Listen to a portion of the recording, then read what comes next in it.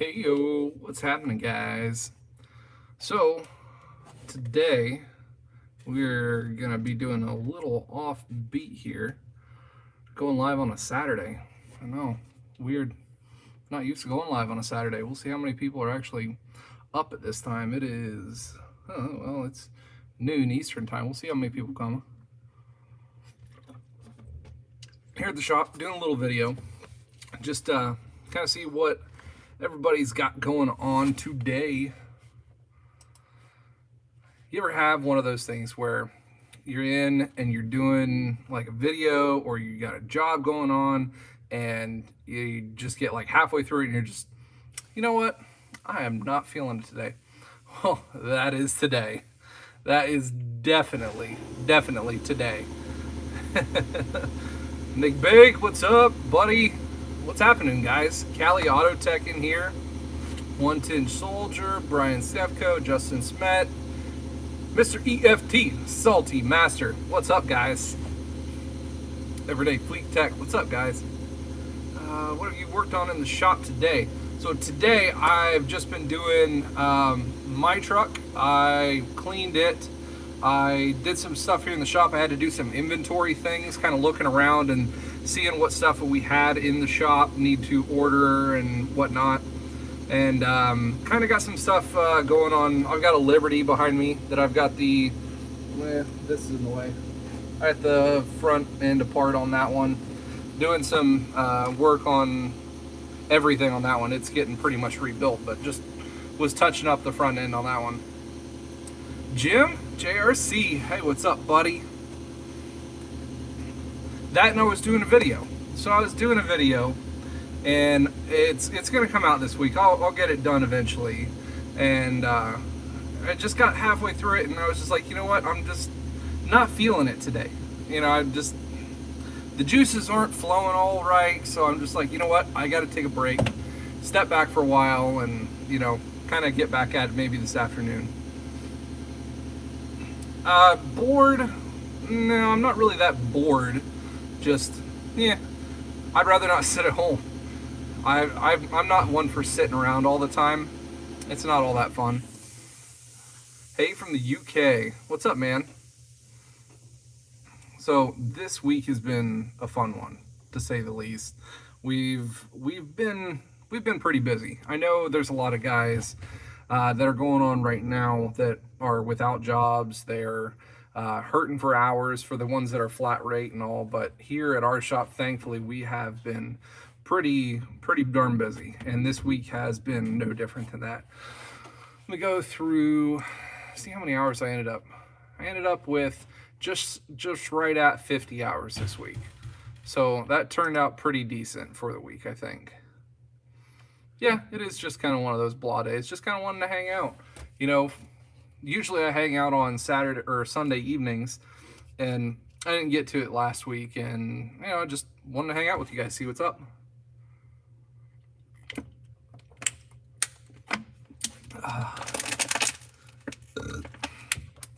But yeah, and then another funny thing, how many times have you had it?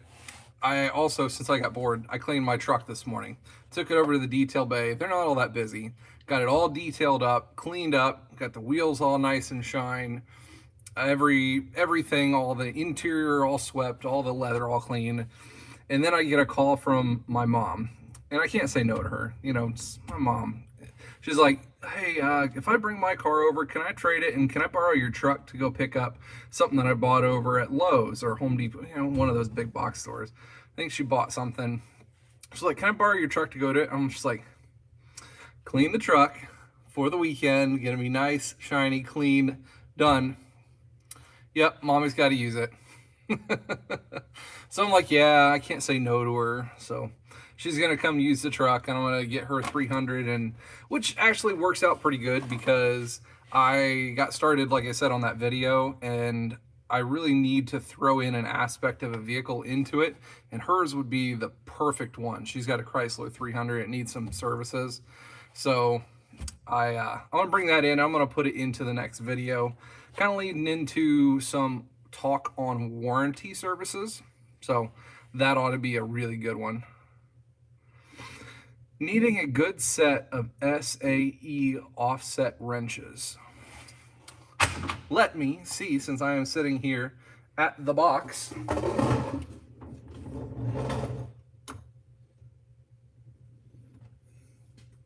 Are you looking for ratcheting wrenches? Because these ones are cat's pajamas. SP ratcheting wrenches. Got their quad drive with the little indents down inside of there. The ratcheting mechanism sits very flush, so it's not catching anything. 72 teeth. Very nice. I don't use them that often, but that's just because SAE standard ones, so I don't use them that often. But the other thing that's really cool about these is the sets are very cost effective. So these are only like, I want to say like 180, 200 bucks, something like that. So this is a really, really good set to be able to have. Double box ones, I have those, but the mountain style ones, Matco branded, of course, but I've got them in metric. I don't have them in SAE. Can you show the new snap-on cordless Impact? Yeah, I've got that one sitting here. Oh, unlock it. Sorry, loud beat. Yeah. There's the snap-on big bad Impact. I got a lot of flack on the last video on this one for throwing that into the list of the top 5 tools that you should buy on the tool truck. And I made the statement that this one does better than the Milwaukee, and boy, guys got all bent out of shape on that one. And I'm gonna stick behind what I said. In my experience, when I've got bolts that won't come off, won't come apart, big frame bolts, I first started off, I always use my Milwaukee or my SP mid-torque Impact. If that doesn't get it, then I like stepping it up one by one, just to, you know, for testing purposes. So I got the Milwaukee big Impact. I've got it down here too.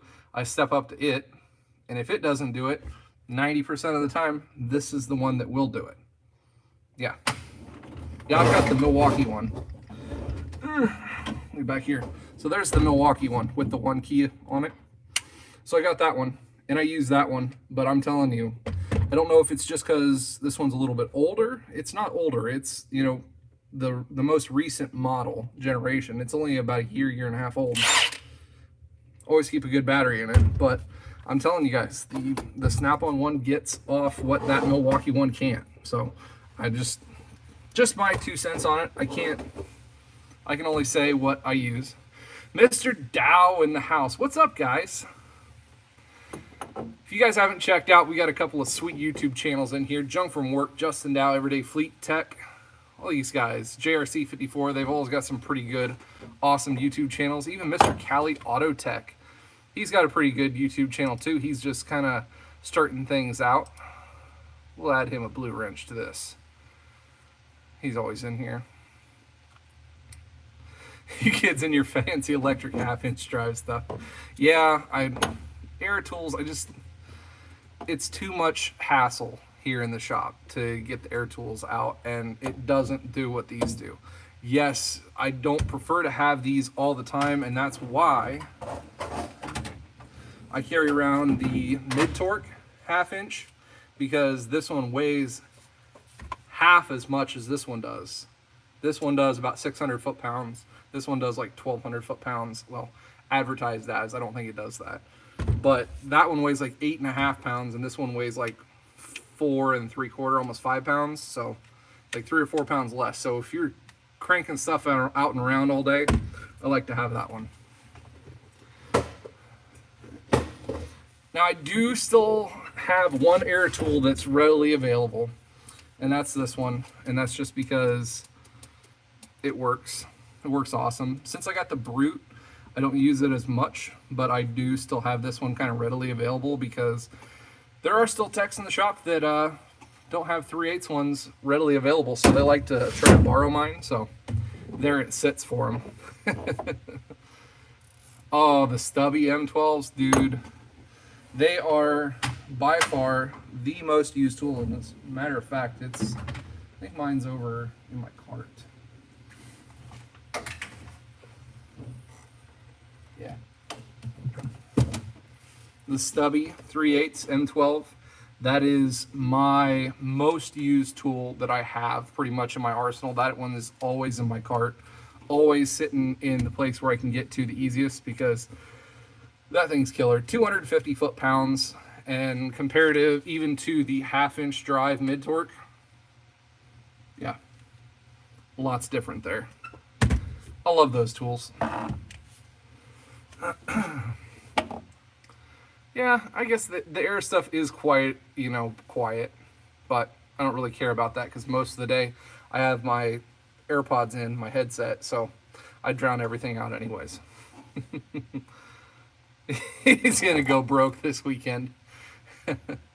Yes, Edwin, I would, in my part of the profession around here, the air tools are just going out of style. It's a lot of the things of preference, but it depends a lot on what you do. If you do a job that is quite repetitive and you're not moving around a whole lot, you're in the same general area, then air tools are still viable use in the shop. But if you are out moving around, jumping from bay to bay, I go from over there, we've got a 30K rack, we've got an alignment rack there, I've got 2 bays in here, plus a third 18K 2-post rack right behind me. So I'm between those 4 or 5 bays all day. So electric is the only way I do stuff. What am I gonna spend my stimulus check on? Well, I was wrenching on the Duramax. It's actually back right there. I cleaned it up. It does need something done to it, but I'm waiting on a part for it to do a video on that also. I think I'll be spending my stimulus check on what I already spent my money on. I'll just, pay that off and be done. I just bought a new bed. That's kind of a weird thing to talk about, but I did just purchase a new mattress. First time I've ever bought a bed, mattress, whatever, online without testing it out or anything. So kind of crazy. Picked it up. Been sleeping on it for 2 nights. It's pretty freaking awesome. I love it. Yeah, EFT. Yeah, Chad. We've got a line set every 2 or 3 bays, so it's not always the easiest thing to get to. Especially there's no airlines over at those big racks. There's no drop-down airlines or anything that are readily accessible to those, so using air on those isn't that great. The alignment rack, we have that Hunter alignment rack, and it actually has the airlines built onto it for the wheels and tires, so no really necessary thing for tools, that is. Thanks, Justin. That's the other bummer thing. I don't even have the side-by-side this weekend. I haven't done any posts or anything on it yet, but day before Thursday, I took it over to, I did a video with Ironclad Tint a couple months back on tint for my buddy's truck for his headlights. So it actually went over to him to have the full wrap job done. So the side-by-side is getting wrapped right now, and it's going to be a totally different machine when I get it back. Probably won't get it back for about 2 weeks. As a guy who obsesses about cleanliness, I hate airlines running everywhere. Yes, I definitely agree with that one. What's a good bed? My wife is stuck on the Tempur-Pedic style. So, Mr. Dow, I did a lot of research on finding a mattress that would work best for me and my wife. We have very different sleep positions also, so that was a little bit different there. But I ended up going with a company called Helix. They've got a big questionnaire on their website for you guys to fill out. It's like 10, 15 different questions, and it'll match you with one of their 20 different mattresses that they have. They have a huge selection, and they put stuff together, and they build it based on what you're looking for. So I went to that website called Helix and did that, and ended up ordering a mattress from them. I slept on it for 2 nights now, and I love it.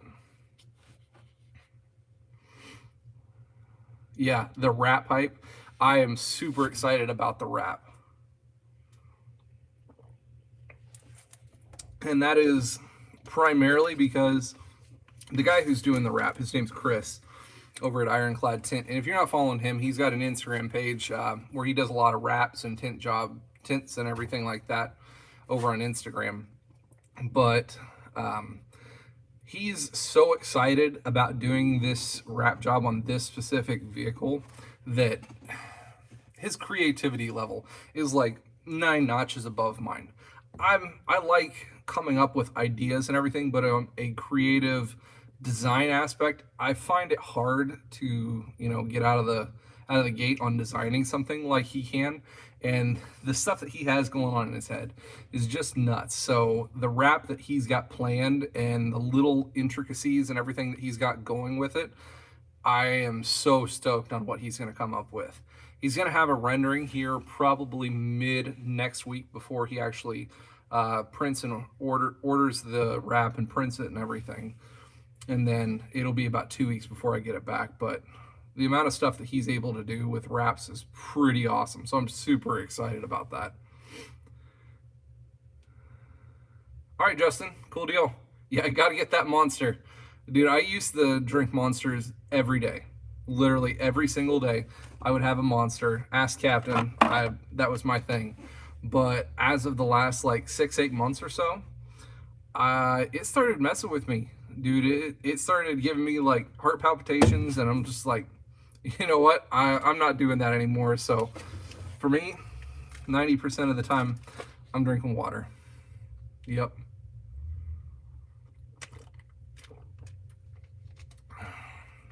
Everyday Fleet Tech. Now, I've got to say that I'm going to be slightly biased on that one. I hate working on Fords. Fords require the most special tools out of any of the other manufacturers, so that's why I don't prefer working on them. The new Rams, their interiors are unmatched by anyone. The new Ram 1500s, you cannot beat the interior on those. The functionality of it, not even like the really high-end ones, but even the baseline ones, they are so comfortable, and the back seat has so much room in the new body style Rams. You can't beat them. If I was going to get a new truck, it would definitely be a Ram. And you guys know me, I don't really care between manufacturers, other than I just don't prefer Ford. I drive a new Chevy if I could, but I drive a Chevy every day. But those new Rams, they are right on point. They are pretty easy to work on. The motor sets pretty far back into the things, and it is not as cramped and crammed as you would think to work on. Chad, you seem kind of like the guy who would keep something for a while. So if you're it's gonna be something that you're gonna keep for a while, and thinking about working on 5 years down the road, super easy vehicle to work on.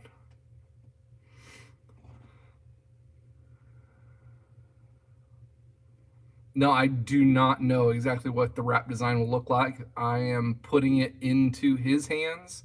Obviously, the build is kind of co-sponsored with SP Tools, so it will be SP Tools that will be on it with Rustbelt Mechanic mixed into it, orange and blue, and it's gonna turn out pretty awesome.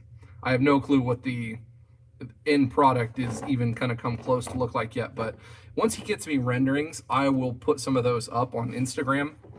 I will make sure to get some of those. 300,000 or more before you get anything. Yep, see, that's what I like to see. Guys who keep their stuff long enough to actually, get the use out of it. You know exactly what's going to happen in that truck or that car, and working on it is like second nature. If you really have to, you know what to do on it. I do every once in a while, Eric. I'll watch other YouTube mechanics. I don't get to watch YouTube nearly as much as I would like to. I have family. I've got, this job. I'm the shop foreman here. I've got a million other things I'm doing, so I find it hard. I usually am on YouTube for maybe 45 minutes to an hour a day, so whatever comes within that time frame is what I get into on it. How are the Hemis for reliability now? So the early ones, they didn't really have a lot of issues unless you were doing a lot of idle time. If you had a lot of hot soak idle time, that's when you would have issues with the rollers on the lifters, and the rollers would end up locking up, which would end up wiping out a cam, which in most terms for mechanics, it's not that hard of a fix on a Hemi. I can pull the heads on a Hemi, which I actually have one right over there. We can take a field trip if you want to. Yep, field trip time. We're going over to the bench where I've got all these Hemi parts. So this is a truck. I've got an '04 Ram, and I've got one of the heads pulled, lifters right there, and this one was a weird one. So it ended up having some issues with the oiling on the top end, and you can see the tips of your push rods ended up getting worn off. So that's the end that it's supposed to look like. That's what ended up happening. So ended up having some oiling issues. The rockers in the little cups right there, it wore those pretty darn good. And this was one of the first ones that I had that did not have any of these rollers on these rockers that were wiped out. Had a pretty good tick tap to it. The top of the valves also, see if I can get in on one of these, are pretty darn worn. It had not a lot of lubrication to the top end of it, so we had some tipping and tapping. So it's probably going to end up getting new valves, maybe a new head, depending on what the warranty company wants to do, which is another video that I'm going to do, because waiting on warranty companies pretty much sucks. I hate waiting on warranty companies, and this one is taking forever to deal with. So I'm having to wait quite a few weeks on even them getting back with me. Sorry to set this up.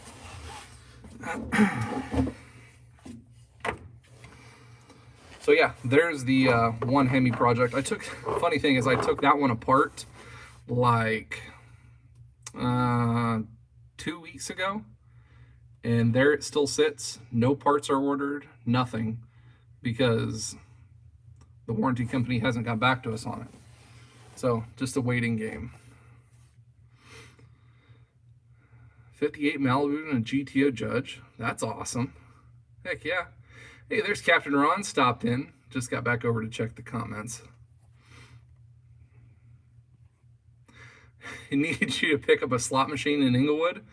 I can do that, man. Seriously. If you end up picking up one, I can pick it up. I'm not going to say I'm going to bring it all the way to Chicago area or not, but I'll pick it up. Because actually that's where my Can-Am is at right now. The shop that's getting the wrap is in Inglewood, Ohio. So I've actually got to stop by over there in about 2 weeks.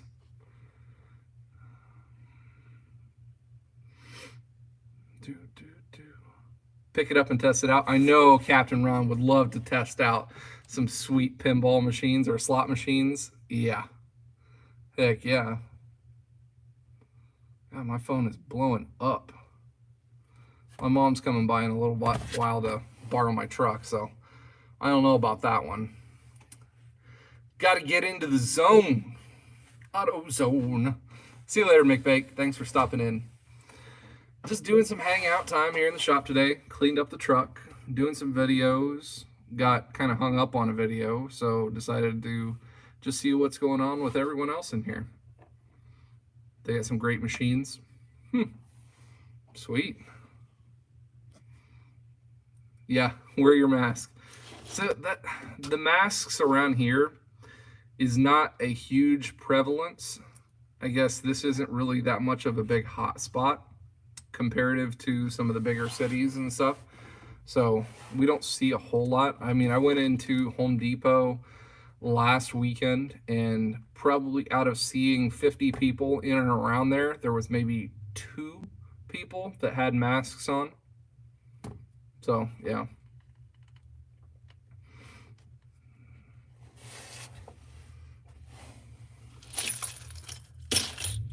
Tell you one thing that was awesome. I forgot to bring up. I should have done some Instagram posts over it. I took the side by side over to the shop to get the wrap done. Took it in the new trailer. First time I took something in it for any extended amount of time. It's about a 35-40 mile drive or anything like that. And dude, that trailer and that truck, it pulls freaking amazing. I never would say that how much difference it is towing between having my first turbo set up on the truck, the one big single, to having the compound turbos from HSP on it right now. It made a huge difference with towing. It tows so much better right now.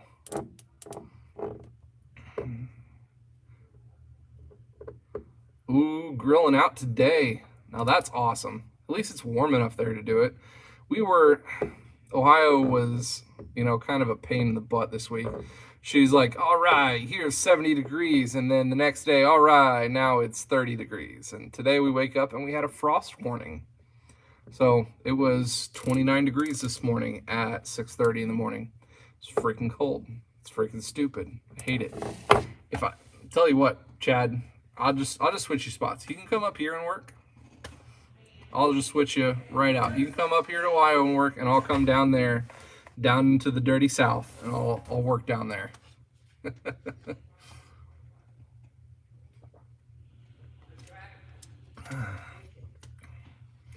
Yeah, Wisconsin. Yeah, that's even worse. That definitely is. That's even worse to be able to be up there. Now, Wisconsin's a nice area, don't get me wrong, but if you go in the wrong direction, man, my body would be like twitching. I am not a cold weather person. I do not like it at all.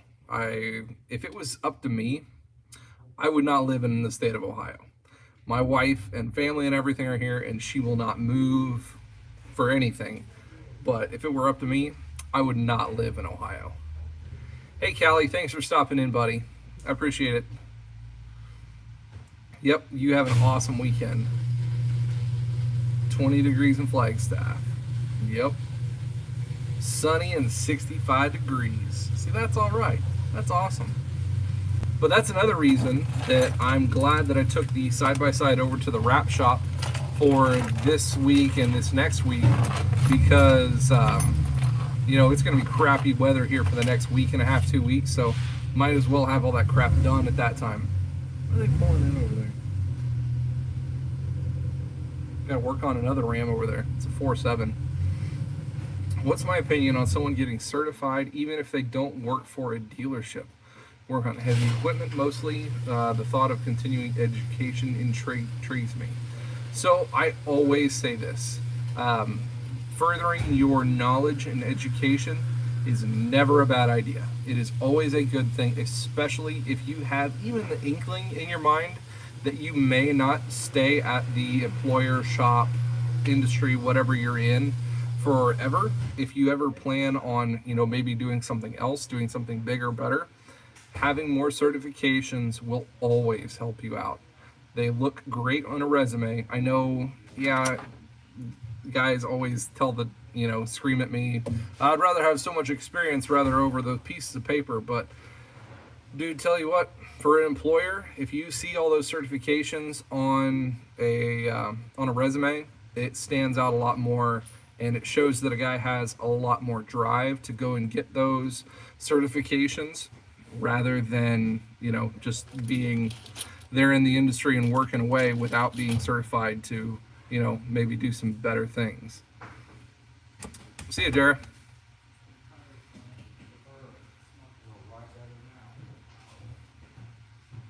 Night shift, man, I can't do the night shift thing, Chad. I used to work night shift before I worked in the automotive industry. I worked in the security industry, and I worked night shift then. I can't do it. Yep, I can't do it. Oh, about lost you there. This thing's set up a little better. Yeah, I am not a night shift person. If anything, my body's like an old man. When the sun goes down, my body starts getting tired, and I go to bed at like 10:30. very easily, and in fact do most nights. And I am done out. But 6 o'clock, 5:30 in the morning every single day, up and at 'em, bright and awake. I can't sleep any longer than that.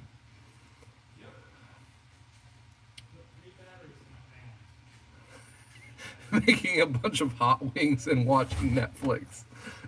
I will have to say that I've eaten more popcorn now. I enjoy popcorn at night, and the kids are all about that one, so I've eaten more of that.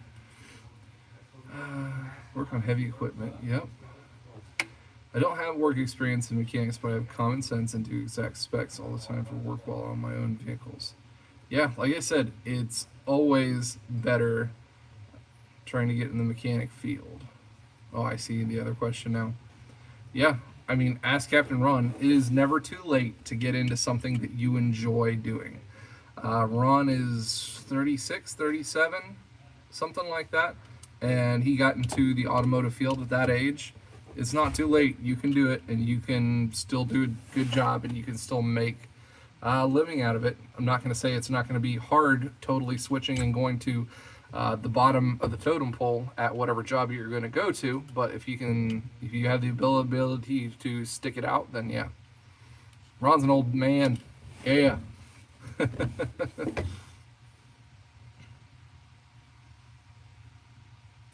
Yeah, I mean, there's a lot of employers, especially right now. That's one of the things where you're probably going to have to wait until this whole corona pandemic is done, because right now the hiring on pretty much anybody mechanics wise, unless you have a massive fleet company, has pretty much ceased, come to a halt. Nobody's hiring unless you're fleet maintenance, like Everyday Fleet Tech. They are definitely hiring. But fleet maintenance is about the only thing that is actually keeping mechanics and actually growing at this point right now. Yeah, I guess so, Zephiel. You can see that. Yeah, right now, a lot of mechanics and a lot of employers are just, they're so dismissed right now from the marketplace that it's hard for them to even, think about hiring people right now. Yeah, I mean, that is one of those things that you are going to start at the bottom of a totem pole. Having some mechanical experience will definitely help for getting into the door somewhere, but you are going to do tires and you are going to do oil changes, and it's going to have to take you about 2 years to work up from the low man on the totem pole position. Doesn't matter what you're going to start, where you're going to go. You're going to have 2 years of a hard time, and then after that, it's going to grow pretty quickly. Yeah, Everyday Fleet Tech hiring ain't getting overtime because he don't work flat rate. I hate flat rate. If you couldn't tell, Everyday Fleet Tech does not like the flat rate system. He thinks it's a big old dinosaur and it's dead, which I can agree with, but I enjoy working my flat rate still in this area. Hey, that's a good thing for you. Started your own business, especially in your low 30s. Hopefully you're putting money back, being able to save up more and more. That's awesome, seeing guys like you being able to start their own business and all. He lives in the dirty South.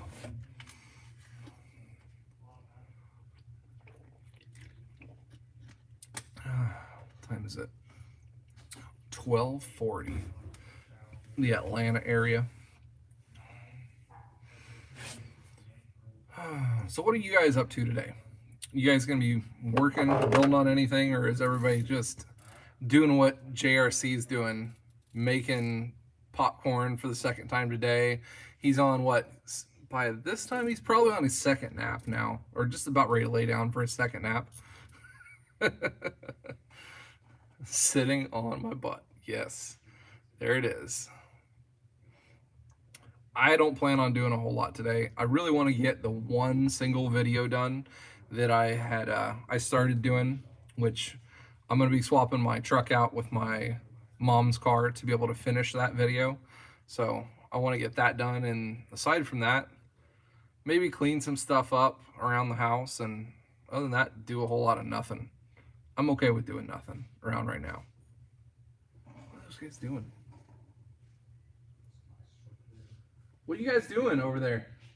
Huh? What are you guys doing in your truck? Gary's put my tires on, but he can't find the right tool or something. Can't find the right tool. Or something to get him off with.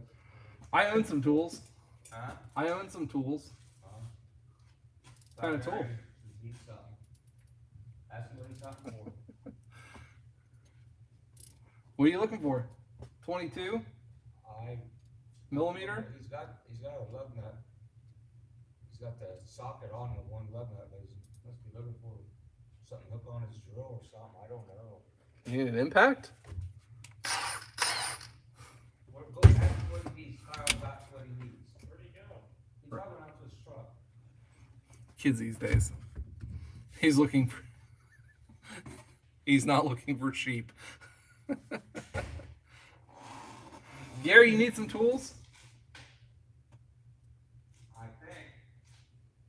I told Jacob to go out there and ask him what he needs. I said, Kyle's got something he needed. Gotcha. Truck looks good. Thanks. Turns out all right. You shine it every once in a while. Of course, I get it all detailed out and everything, and then my mom calls and says, "Hey, can I borrow your truck?" Like, fine, whatever. It's just fresh detailed for you, but okay. Yeah, you need tools? I got tools. That's right. I have a couple of Tekton ratchets at the house that I used before, but as far as a lot of their other stuff, just, I don't know, preference on it. I haven't used it enough to really, go through anything else, and using a lot of Tekton tools.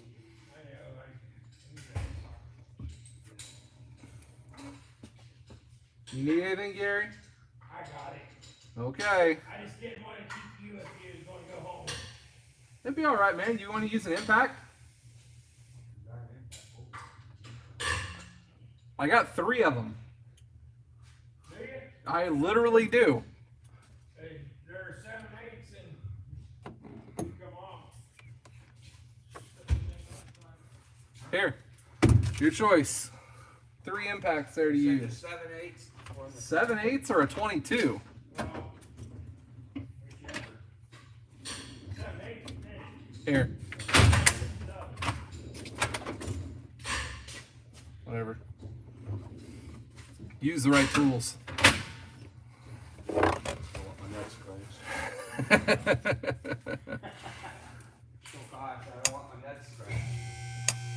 See you later, Justin. Thanks for stopping in, buddy. Oh yeah, it's still pretty chilly here. Kind of sucks.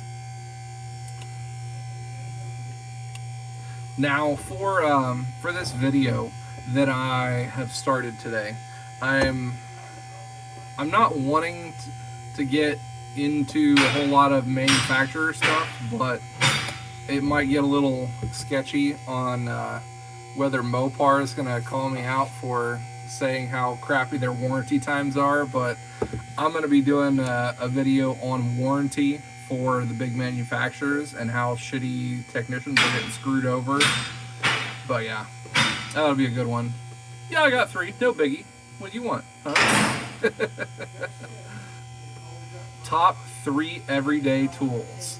Number 1 would have to be the Milwaukee stubby impact. That's that one. Number 2 would have to be the Snap-on 3/8 Brute, 72 foot-pounds. It works great. And then,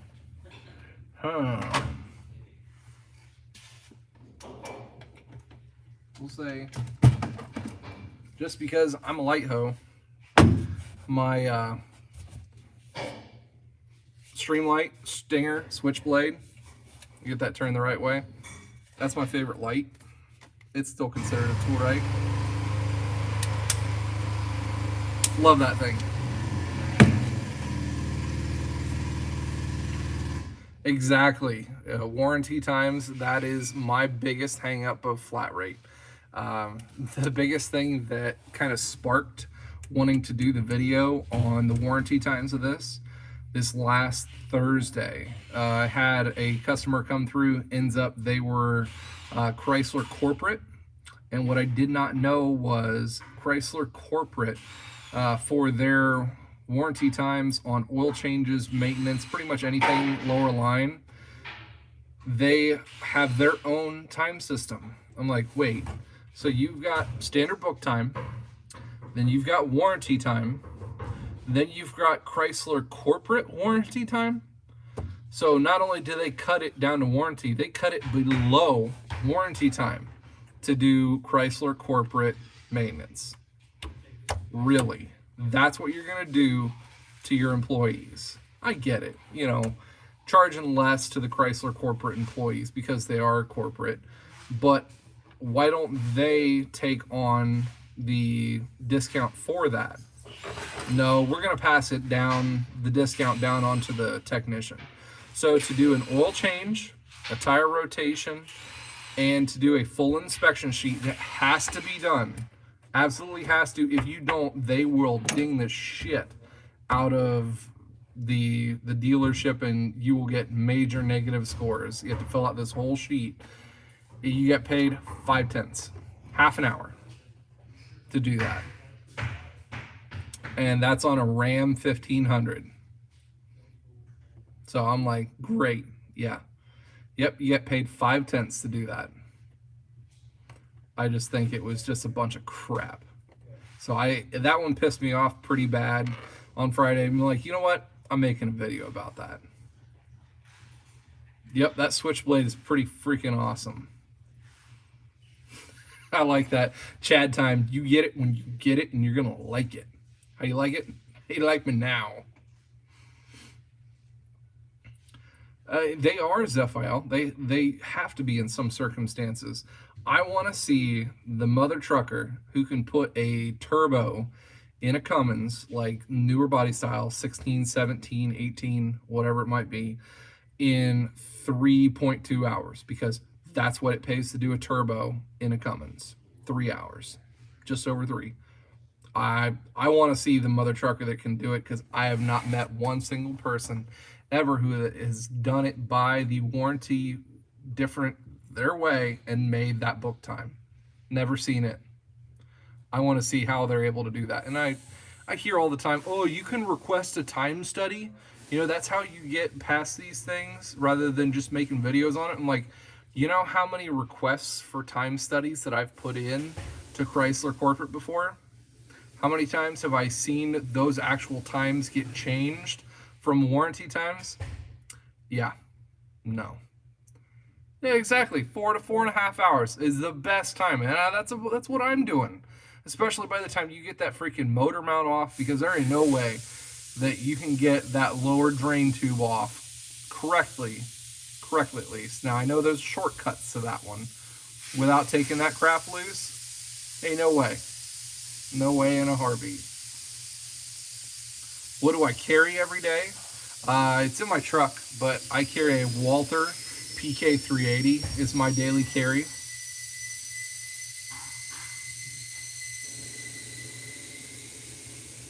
Yeah, exactly, heavy wrench. I was just going back through and reading these. There should be a lower charge, especially for Chrysler employees, but why are you taking the discount out on the technicians? Why are you not just taking that on as a company? What do I carry? Tools, not gun. In my pocket, I always carry my flashlight, my pocket pry bar, and pen. That's what I carry on me.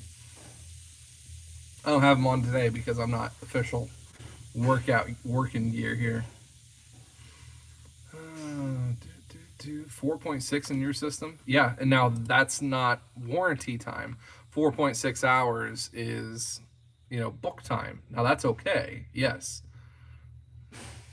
SP tool review request. Double ring long wrench 15 degree SAE offset. Let me pull this part number here because I was actually looking into these and I had not done a review because let me move this. It's my computer's here.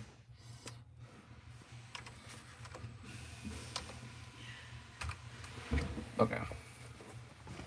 I had not done a review on those yet, but was looking into it, and I have seen those wrenches to be able to give you an idea on it.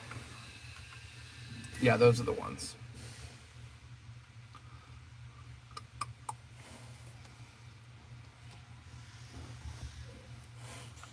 So, Chad, those wrenches are very nice in the way that if you're looking at the picture of those wrenches, which I guess I can show them to you for you guys.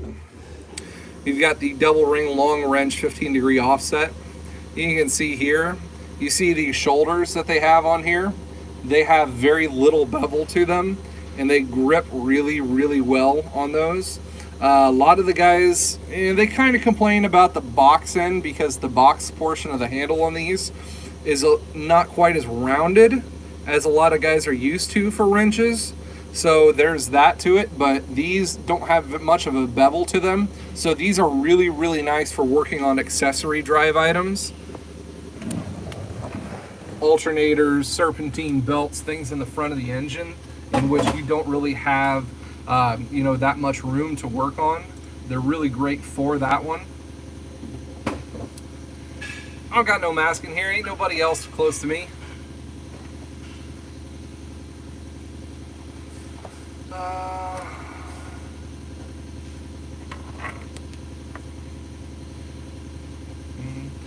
Effective, Justin. Yes, we are being pretty effective here. This last week I was able to turn right around just under 50 hours. So pretty good there, thankfully. We do have one technician that is laid off in the shop here, but aside from that, the other 3 of us technicians, the full-time flat rate technicians, were able to keep up and make hours.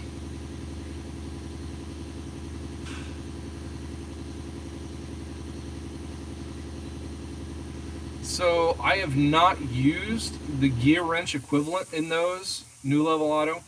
I can't give my opinion on that one because I have not used the gear wrench equivalent on that one, unfortunately.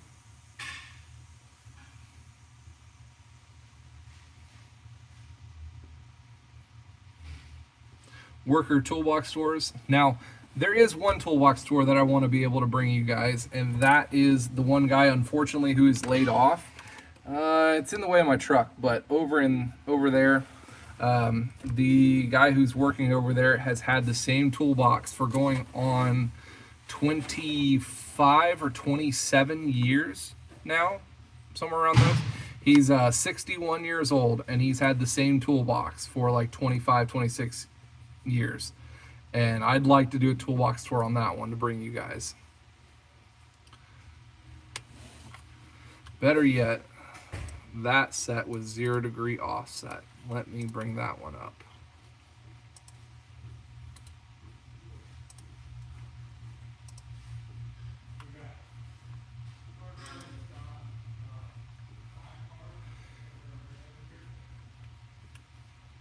Yeah, Chad, those are pretty much the same design. They just don't have the the 15 degree offset. What I like most about those wrenches is, like I said, that shoulder to them, how that sticks out. That wrench is a little bit wider. I mean, I would compare them because I've seen those wrenches while I was at the tool show. SP had those at their booth, kind of like these mountain wrenches. If this were to not be a ratcheting mechanism, this is the same width, and these are the mountain style wrenches, but obviously branded Matco. It's a lot like these in the same size wise, but see how this has this bevel down in here?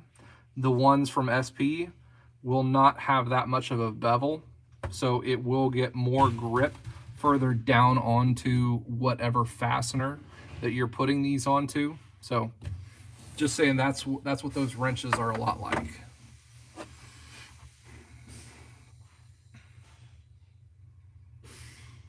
Yeah, I've had gear wrench ratchets and ratchet wrenches before, and you know, they're okay.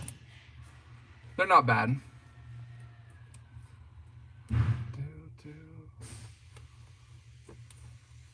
What's up, 716 Auto? So the only brushless tools out right now through Snap-on is the 1/2" impact, which that one is a lot better than the old Monster Lithium setups on those. That one is a lot better. And then the only other brushless one that they have out right now is on the polisher grinder. And this one is not the brushless one, but if you go over to Jim's JRC54's channel, he did a review on the brushless one. I have not picked one up yet because I just can't justify it yet. This one still works great for me and for what I do, so I can't justify getting rid of that one yet just for that reason. But yeah, they're supposed to be coming out with more of the brushless items. They do have that drill, I think.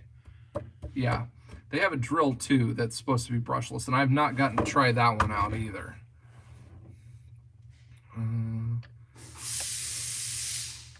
I do like my Matco ratchet. I'll have to give you guys that one. That is my favorite ratchet. I got the black and red edition. That Matco ratchet is probably one of my favorite ratchets that I have.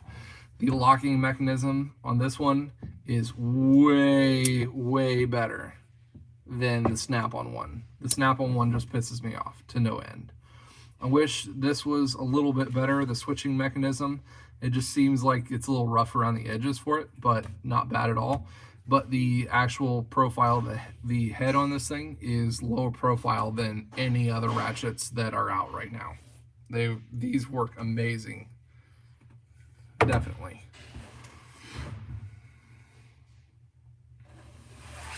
What do you use for 3/8 electric impacts? Impacts 3/8, I use a stubby from Milwaukee. That is the go-to. And then the electric ratchet, my favorite and go-to is the Snap-on, the Brute, the newest version with 72 foot-pounds. Amazing. I love this tool. I know a lot of people bitch and complain that this one is just too slow RPM wise, but it's got the torque. It's able to get in where I need it to. And compared to Milwaukee ones, they've got the market pretty much on a lot of the impacts for everything. But as far as the electric ratchets go, you still can't beat the Snap-on ones. They're still the best on the market right now. Edwin, yeah, there's a lot of the stuff Milwaukee that I recommend. I like to use the best ones that are out there, and I will not tell you any different to that one. As far as the stubby stuff, the best ones on the market right now, definitely Milwaukee. As far as the mid-torque 1/2" impacts, I did the review on the SP one. Milwaukee was in very close second, but the Milwaukees did have the better warranty. So the SP one, I love. It's at my house right now, though. I was using it on the side-by-side. And then as far as the big impacts, it's very close between the Milwaukee and the Snap-on, but the Snap-on one does do more impact, does do a better job at getting the tough stuff off, but a lot of people don't think that it's worth the massive cost difference, which I would agree with. I bought this one. I probably wouldn't have bought this one if it wasn't for YouTube to do the reviews and everything on, because $1,000 is a shit ton of money to spend on a freaking impact. I probably would have not ever done it, but I wanted to do it for you guys, so that's why I ended up getting that one. What do you use to take off the caliper anchor bolts? Well, I like to use this one if the stubby is able to do it. 250 foot-pounds, a lot of the time, that is able to get off what is needed there. If not, then we're getting out just standard big 1/2" ratchets. Thanks, James. let's see. Go back through some of these questions. Have you tried out the new Mayhew Dominator pry bars? You know, I have not. I've seen them. They remind me a lot. I want to say, were they really close to the Mac design of the Mac Tools pry bars? The Mayhew pry bars were pretty freaking awesome. They remind me a lot of what their original design of what Mac and SP's pry bars look like a lot too. Honest answer, do you actually torque stuff or do you just do tight? Oh no, we torque things here. Lug nuts are a 100% of the time. If you are caught, or any of the technicians are caught not torquing lug nuts, that is immediately written up. Over on the wall, let's see if we can point it out here. Might have to turn it just a little bit. Over on the wall, right here, you see torque wrenches on the wall. We've got another set on the other side of the shop that the shop gives the technicians preset, pre-calibrated torque wrenches, 100, 120, 140 foot-pound torque wrenches for these lug nuts. If those are not used, those specifically, they get written up. So if we don't see a technician using those, you get a write-up. So we torque everything here. Absolutely everything. And I've got my torque wrenches sitting here ready to go. My 3/8 and 1/2 inch ones, I use those all the time. Is the one key system worth it on the M18? I personally think it is for younger technicians, technicians who aren't as well versed in using a lot of the electric tools, because you are able to set the different torque ranges, RPM ranges. They're very, very interchangeable, very easy to set and everything. I don't have that there using that right now. But they still are not a guaranteed torque reading. A lot of the guys, they think that having that one and setting it to a torque level will give you a guaranteed, like if I put it at this setting, it will give me a guaranteed 100 foot-pounds every time. That is not the case. The newest one with the extended anvil, the technology in that one gets the closest to getting the correct torque readings, but is still not guaranteed because you're not using any pressure sensors. You're still using a calculation between RPM and the amount of times that are impacted before every time it hits. So I can't say that the one key is going to get you that exact torque reading every time if that's what you were hoping that it would do, but it gets it pretty darn close. So my Milwaukee one that I have, the #1 setting, I forget the exact RPMs and whatever readings. And you know what, that I may do that one, a video on that one to show you guys exactly what my torque setting readings on my one key are set to. And they get pretty darn close. So my lowest RPM reading on that one goes to and gets lug nuts that are at 19 or 22 millimeter right at about 90 foot-pounds. So I'm still able to get a little bit of movement on a torque wrench before it actually clicks, which I like to get it, you know, at least some movement so I know it clicks to what I need it to.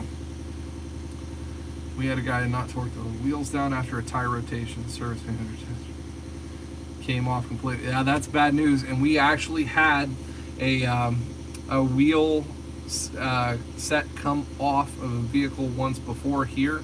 We had a younger guy that torqued a wheel down on a lifted Rocky Ridge Wrangler, and a wheel came off going down the interstate, and it's bad news. He didn't get fired, but we'll just say he was in the shit locker for a good few weeks and got written up, and yeah, it was bad news. It is not a joking matter by any means.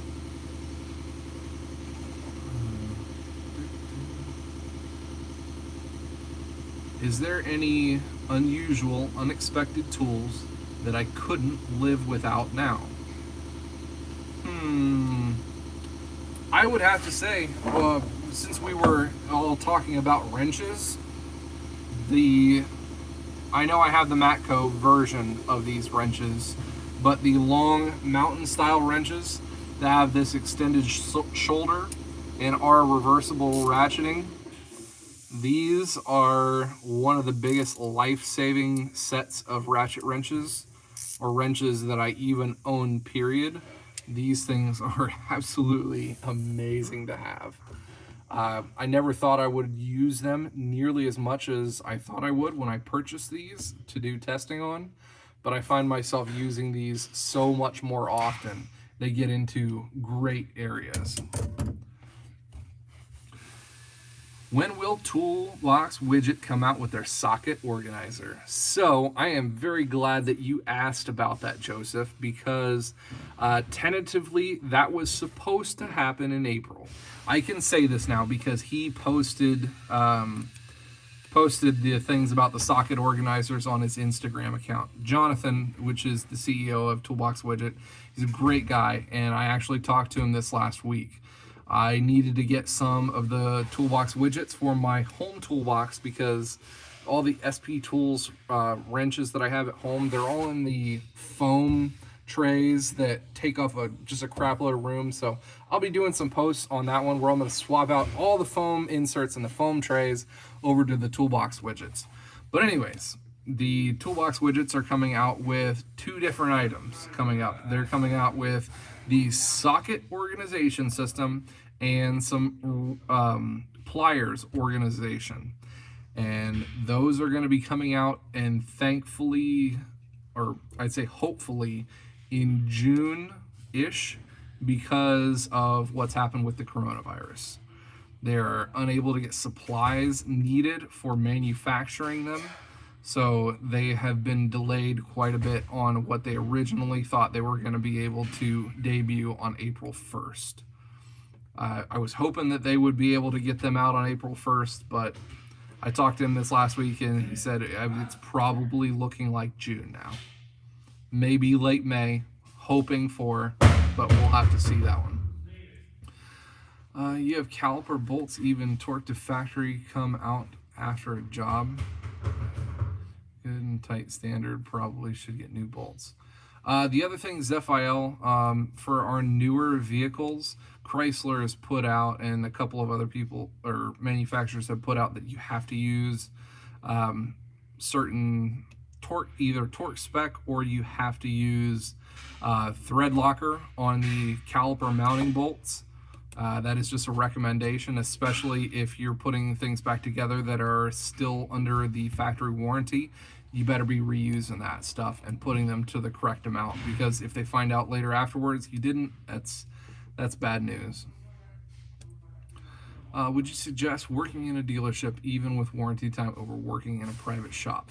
So the things that I like about the dealerships over the private shop, at least I only have my area to go off of. I live in Ohio, so I don't have the huge dealerships or the bigger areas to compare to. Around here, independent shops do not get the volume of work that dealerships do. There's a lot of independent shops around here, but the volume that they do is just not there. They may pay pretty decent, especially if they're a very reputable shop, but they are not doing the volume like we're doing. So if you are working flat rate system, around here, the dealership is able to offer a lot more hours and a lot more opportunity of things to work on in that way. Plus, I like the fact of the dealership that I don't have to work on every car made under the sun. I probably work on 80 to 90% Chrysler things, working in a Chrysler dealership, so I know the general lineup of things that I'm working on. Yes, I do still work on things that are not Chrysler. You know, I drive a freaking Duramax, and I know about quite a bunch of them, but primarily the portion of work that I do is with Chrysler vehicles. So that's nice to be able to have that one. About to start doing a UCI. Heck yeah, that's actually what is right there behind me. That's a Liberty that I was doing, an 09 Liberty or UCI that ended up Dude, this thing's getting totally rebuilt. I don't have the repair order here, but I ended up quoting, it needed all 4 calipers, the slides, brackets, and everything were all seized up. It needed 4 calipers. It needed an axle on the left front, but it was so rusted up that, oh, you can see it. I've got it sitting right here, right there on the ground. It needed an axle, but the axle and the axle nut were so badly rusted up that the axle nut would not come off. The axle nut is just a giant pile of rust, so it won't come off. No way. So I had to replace the spindle, the hub, the backing plate, the axle, all together, all one piece. They had to pay for all of that, all because living in the Rust Belt, you know, you go start taking one thing apart and everything else breaks. Yeah. Trust me, I tried a lot of that. It seems most YouTubers are Mopar. I'm missing any GM mechanics on YouTube. GM mechanics, there is 410 Autotech. He is a GM certified mechanic up in New Jersey area, I think. He's pretty good. He does a really good job of what he does. I actually have him on speed dial for some of these newer GM products that do come through here. I had an issue on a Traverse, I think a couple of weeks back, with a steering rack, and little did I know that a lot of those Traverses, if you need a steering rack, you have to put a steering rack control module on at the exact same time, and it has to be programmed. So did not know that one, and the aftermarket ones evidently you cannot put on there. They don't work. So he was able to help me through that one. Carlisle tools are pretty decent. I've heard really good things about those. I have not personally used them, so I cannot give a raving great review for them, but the guys that I know of, I do trust, and they do like the tools. Rust certified technician. That's right. I'm gonna have to make one of those badges. Rustbelt certified. Is that a thing? Liquid wrench certified. Mopar special tool number 2, the big freaking hammer. That's one of my favorite things. You get a big old bad boy Wilton out here. Show that rust what's up. 16-inch, 4.5 pound. That hammer is all business right there. If I got to get that thing out, stuff's breaking. If it's not coming apart, that thing will make it come apart. Are the tool trucks still visiting your shop? Yes and no. They are not coming to the shop. The tool trucks themselves aren't, because they are a pretty much big old cesspool of mechanics touching everything. So they are not bringing the actual tool trucks to the shop.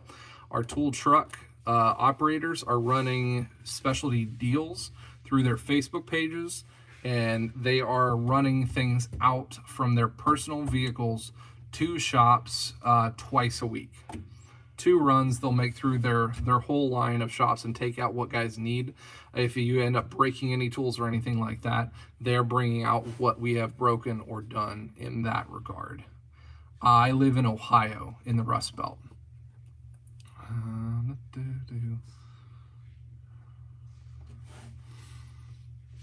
How bad is a tool bill? My tool bill? I don't have much of a tool bill right now. I think on Snap-on, I owe $200, no, not even that, $130. My Snap-on bill's really low.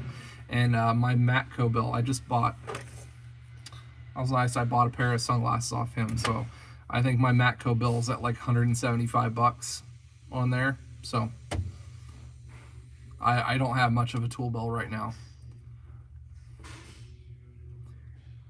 Yeah, that I should get a hold of him. South Main, he's a really cool guy. Yep, he's a really cool guy. He used to stop in at live streams a lot.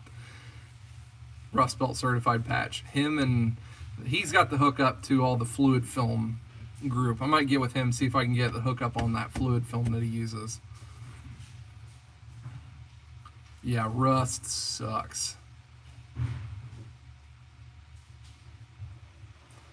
Now, Nathan, that's another thing that we're going to be putting out the announcement to today. That I don't know if the tool heads crates are going to be coming back out. Right now, with the whole uncertainty, and we're not able to get deliveries from what we can, shipping services for not essential goods are going down horrendously. We have suspended toolheads crates indefinitely at this point, and for the guys who have extended amounts on there, if they purchase 3, 6, or 12 months worth of them, we're actually going to be giving some refunds out for that one, because we don't want to just hold on to your money or anything like that. We're going to be shooting refunds out hopefully in the next week or so for the guys who still have extended subscriptions to that service. I feel bad about that one, but we can't get things out on time. We can't get the right things that we want to be able to put into these crates. It's a hard time for anybody on that end, so we're going to be closing shop right now, just for the, at least for the moment. I'm not sure if we're going to be bringing it back, but we'll have to see. The box paid off? Yeah, my box is paid off. The one that I traded in on this box, it was already paid off, and so I only ended up accruing. If you guys watch the video that I did, the last one on before the toolbox tour, but on why I chose the Epic toolbox, it was already paid off anyways. I don't like having a lot of tool debt or anything. JC Smith in the house. What's up, man? If you guys like big truck builds, lots of crazy frame cutting and stuff, go and check his channel out. JC Smith Projects. He's a really cool guy. Also, he should have the Rustbelt certified patch, because he does all his work here in the Rust Belt of Ohio too. Joseph, they've already revealed the idea of their socket organizer coming out.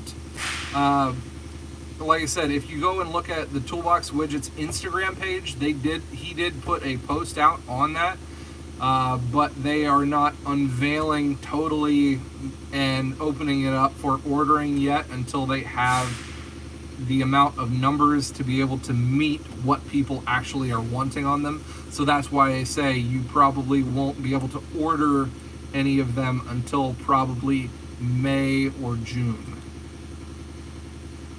I am doing really good, man. So far, at least. Yeah, I saw you chopping on that frame. Oh, some of those big frame jobs, those kill me.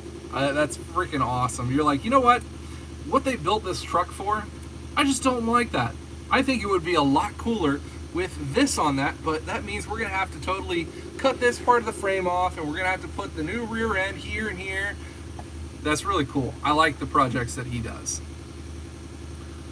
I was stupid and sprayed the rubberized undercoating on my truck a while back. Any ideas on removable?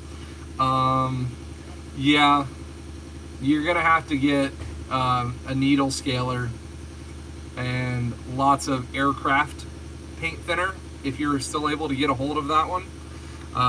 It depends on if you can get under it to scrape it. It's a possibility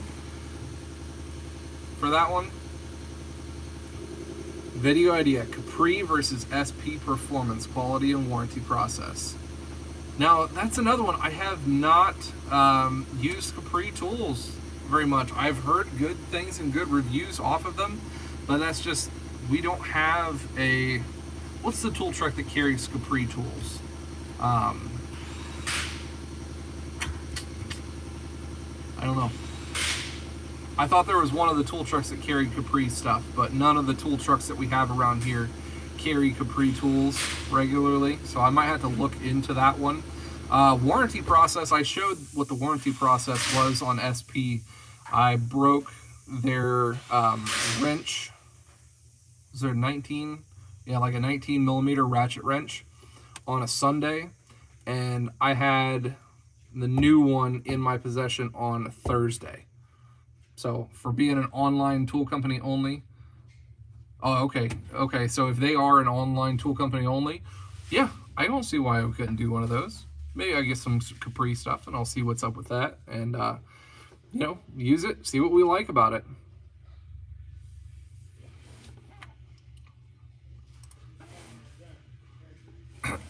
Yep, sweet.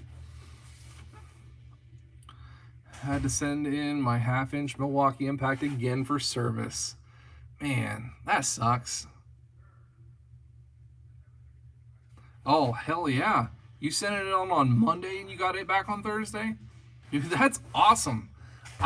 So a lot of people have been asking me about the warranty process and everything on Milwaukee. And to be honest on that one, I haven't had to use it. I haven't had to. So I've never had to send one of my electric tools in. My 1/2-inch 1-key Milwaukee that I've got, I've had it for 1.5 years, been using the crap out of it, and I've never had a failure point yet, and I was using it literally every single day, beating the crap out of it. So thankfully, I have not had to have any warranty on that one. What are you doing? You're totally messing stuff up. What's those supposed to be? Torque wrench? 140. 140? Yeah, there's the torque wrench on the wall right over there. Okay.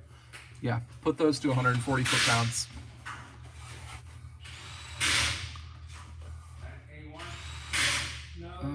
Vices are rebadged China ones. Okay.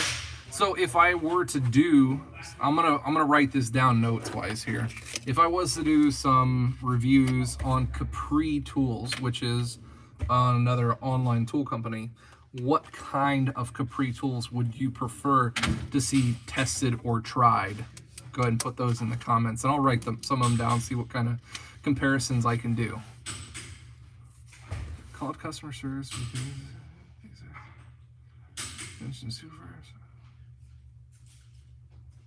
33 millimeter lug nuts. Yeah, once you start getting above like those 27 millimeter ones, that's getting up there for those impacts, especially if you're using them and you're railing on that tool for lug nuts all the time. That's a lot for even those impacts. Allen bit sockets. Writing this down.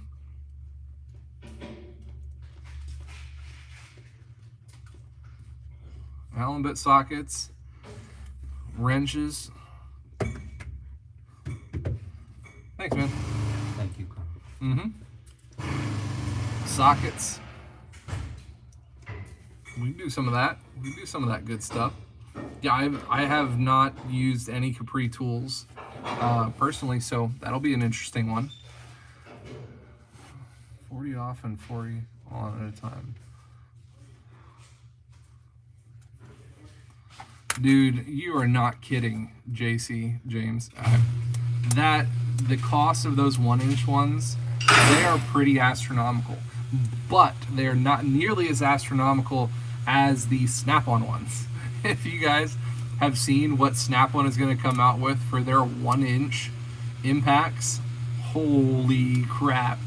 In what planet do you think that somebody would be willing to pay $8,000 to $10,000 for a 1/2-inch impact or for a 1-inch impact? Dude, no. What are you going to use something that gets up to their biggest, baddest one they're going to come out with? It's supposed to run up to 3,100 foot-pounds. What do you need a 3,100 foot-pound impact for? Bridges? And if you're putting bridges together, you think they're buying automotive tools from Snap-on? They aren't going to sell any of them. It's just, yeah. Yeah. See, JC, I wish you could try out the Snap-on brushless one because it really does work. It works better than my Milwaukee 1-key does. It just does, in my opinion. And all you haters can, say whatever about it, but in my experience, it works better than my Milwaukee 1/2-inch 1-key. I'm not saying that it's justified for the price of that one by any means. The price is outrageously more expensive, but it does work better, in my opinion. I bought a set of Capri Torx bits because I wanted a single full set. They weren't very expensive, but I used my 12 a couple of times and they've survived. Cool.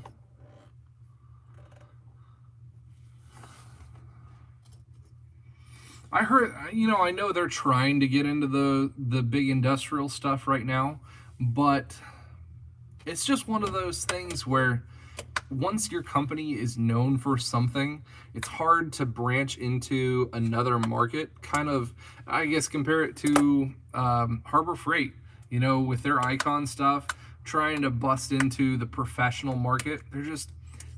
They weren't marketed for it. They weren't meant for it. They aren't known for it. It's hard to break into a market like that if that's not the kind of company that you are or, pretend to be. It would be like Daewoo trying to make a $350,000 hypercar or $1 million hypercar. It might outperform the biggest and best Bugatti, but you know what? It's still made by Daewoo, and you can't compare that. The name is what it is. What the companies are meant and made for doing. It's hard to get out of that market once you're used to that one. We are technically not open on Saturdays, but I came in here to do some shop foreman stuff, to get some stuff ready in the shop and to do some inventory things, clean my truck, do a video, that kind of stuff, but technically not working on customer cars, no. Yeah, the icons, they are too expensive, and I don't like the fact that they don't always offer across the board their lifetime warranty for anybody and everybody who has those tools. Yeah, exactly, JC. You put lipstick on a pig, it's still pig.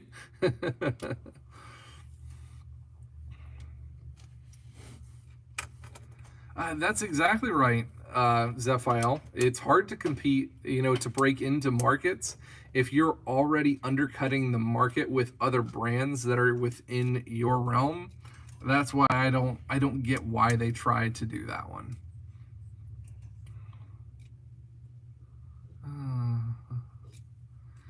That was a really cool build, JC. It was cool seeing you have the heads and everything off of that one. It reminded me of pulling the cab and everything off of my truck. That was a fun build. I actually enjoyed working on that engine compared to a lot of the other Dodge stuff that I've been working on in here every single day. I don't know, it's just, I guess, a change of pace. You work on one thing or a set of things for so often that it's really nice to get just a change of pace and work on something different in the shop. Get something totally new in to be able to experience. There's only so many Pacificas that I can see in a day and not go fucking bananas. Go to school to be on the part storage, but originally I was going to be a mechanic. I like the Sonic tools. I've tried Tang tools and some other tools. I like the Sonic tools the best. I've seen the Sonic tools, their sockets and stuff, but I have not done a lot of work with a lot of their other things.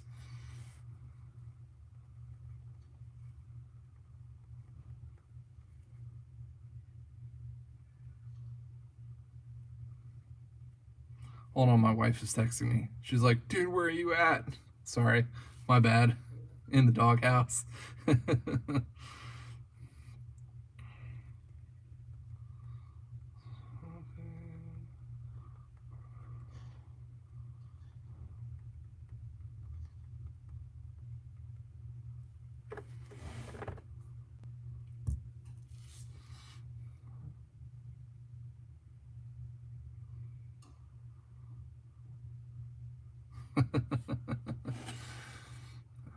All right. Thanks for the donation, Everyday Fleet Tech. I appreciate that one. I definitely appreciate that one. Well, on that note, my wife is calling, and I do need to get back home and get some other stuff done. This has been a nice little something different little stream here with you guys. I appreciate all the input that you guys have put, and I will be looking into the Capri stuff. I've written down the different things that I'm going to be trying to get to do some things for that one. So cool deal. I appreciate you guys stopping in today. It's been real. It's been awesome. And as always, you guys stay awesome.